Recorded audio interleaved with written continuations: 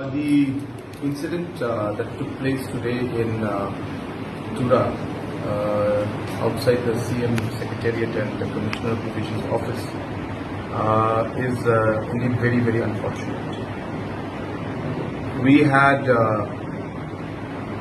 discussed with one or two of the groups and NGOs who had concerns and were having fasting for the last many days.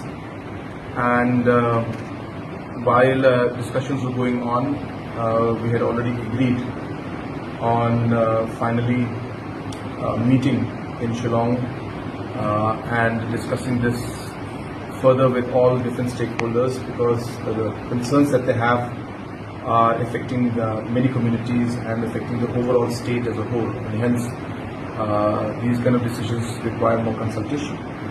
And in the meantime, of course, other development aspects and other works that we have initiated, those would continue at a fast pace, and those matters were discussed. And more or less, these NGOs who had these concerns were more or less satisfied.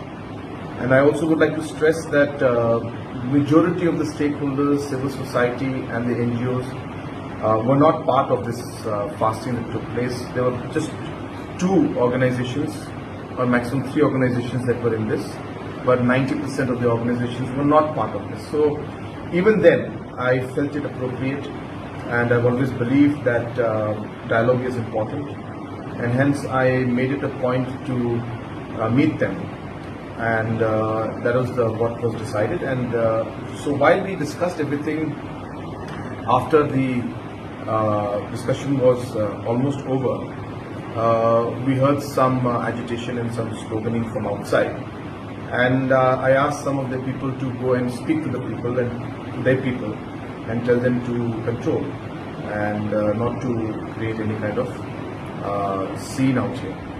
But once the leaders, Rangers leaders, had gone outside to talk to these people, they came back to tell us that they have no idea who these people are. They have never seen them here before. For the last 14 days since they have been here sitting and having this fasting, they didn't see these people, and today for the first time they've come, and some of them even looked intoxicated and not really in the correct senses in some sense. And this was said not by me but by the NGO leaders themselves. And then after that, the NGO leaders themselves then had to come in to the building, and they could not leave from here themselves. And even now they are in one of the rooms. They are not able to go because they are also worried, and it seems that these people who are there are people who are not part of their organization. So we have a full video recording and details of all the people who have instigated, and definitely as per law necessary action will be taken from the police side. And also, as I said, we had asked the organizations to come and meet us, but it is sad that while we took the initiative to come and speak to them and try to find a resolution to this, this is a kind of unexpected situation that has unfolded. But nonetheless, the police has controlled the situation.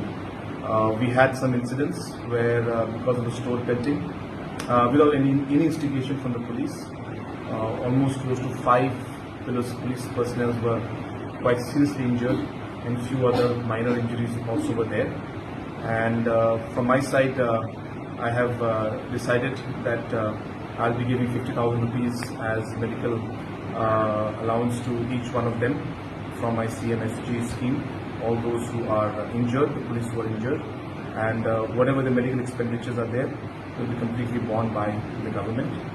At the same time, as I said, we condemn this kind of an action, and this is not something that Garo Hills has experienced, and whatever we have seen seems to be another plan by some other individuals. As I said, even the NGOs who were in this have already said that they are not part of this, and they are not aware of the individuals who have been involved. And as I said, we have recordings, so accordingly police will take action.